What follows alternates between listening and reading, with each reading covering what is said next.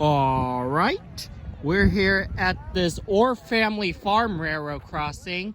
Actually, this way leads into the shed building. As you can see, this building right here over there, it's actually the shed, the maintenance shed.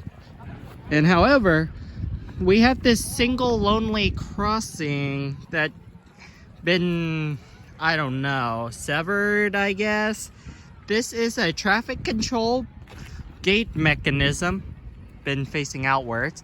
The lights are all, I got the serial number from Bayfield, to be honest. There used to be another signal right down that there, over there, but sadly it got removed years ago, I think. SPC, this is where the gates used supposed to mount.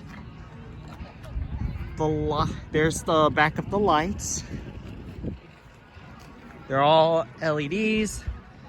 And the bell is some kind of little museum bell, to be honest. There's no brand name on the bell, to be honest.